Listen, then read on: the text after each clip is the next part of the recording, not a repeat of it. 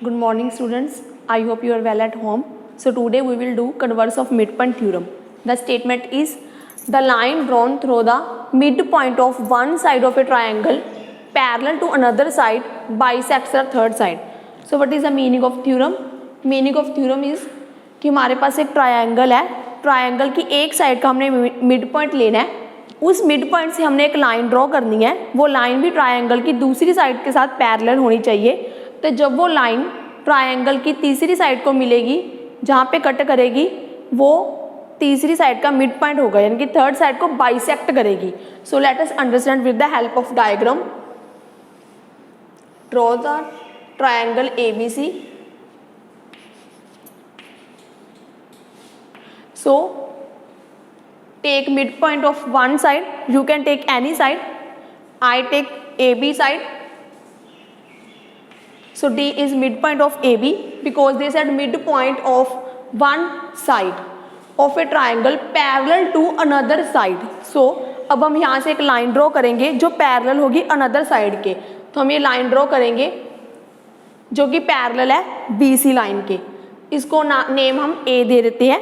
तो हमने क्या प्रूव करना है कि bisects third side.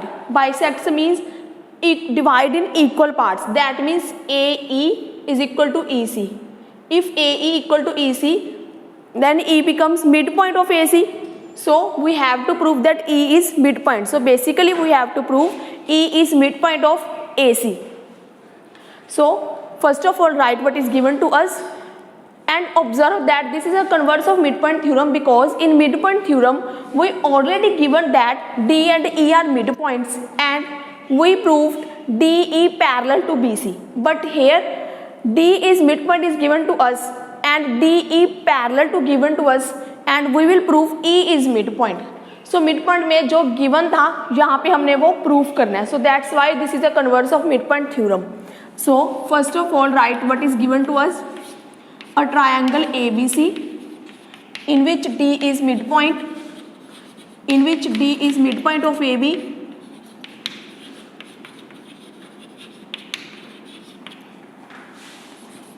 and DE parallel to BC. This is also given. Now what is to prove? To prove E is midpoint of AC.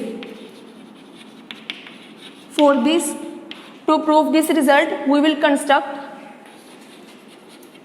as we did in midpoint theorem. So construct a line CF parallel to BD.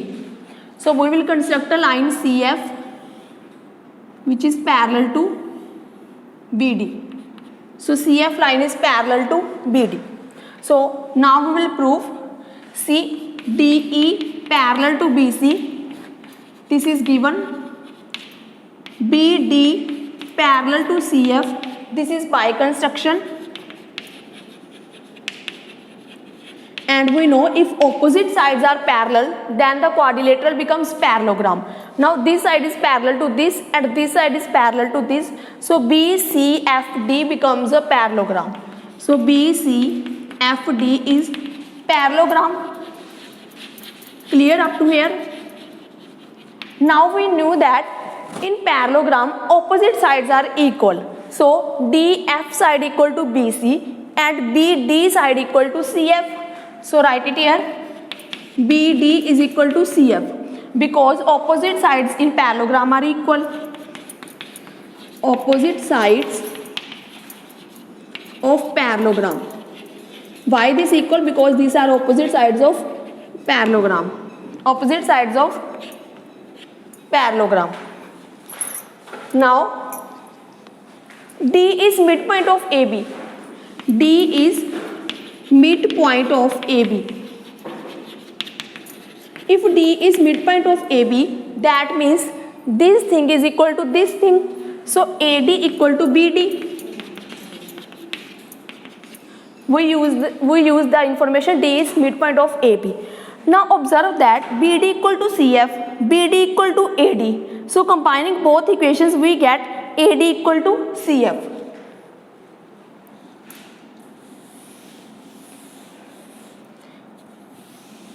So combining both equations we get AD equal to CF. This line segment is equal to this line segment. Now consider two triangles as we did in midpoint theorem. In triangle ADE and triangle CEF, we will congruent these two triangles.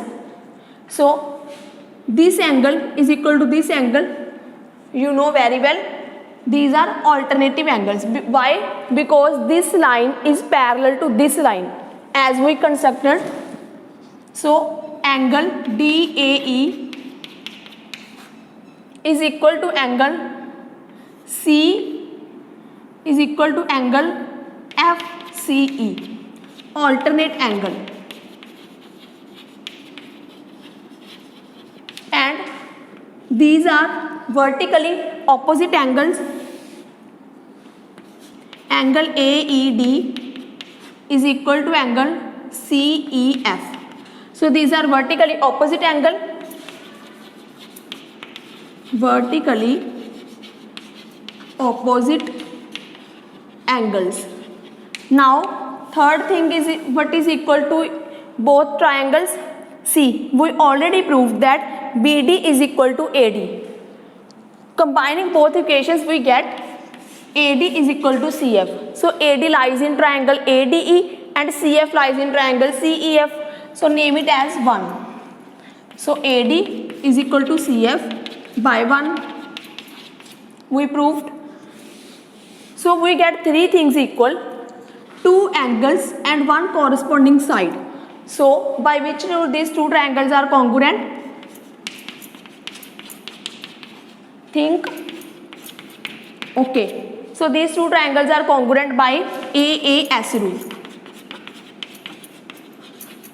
So we know already when two triangles are congruent, then their corresponding parts are equal, which we call CPCT. So AE side equal to CE because AE side is ADE triangle and EC side in CEF triangle. So both will equal because now these two triangles are congruent, we proved. So AE is equal to EC by CPCT, corresponding parts of congruent triangles. Now if AE is equal to EC, what that becomes? That means E is midpoint of AC. This implies E is midpoint of AC.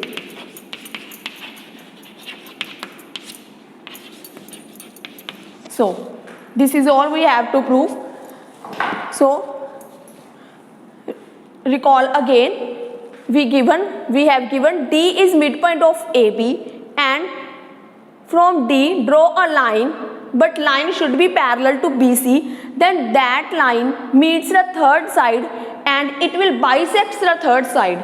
So here D is midpoint is given to us. This line is parallel to BC, this is given to us, and we have to prove E is midpoint of AC. So with the given information, we proved that E is midpoint of AC. So this is the converse of midpoint because here both D and E are not given to us as midpoint.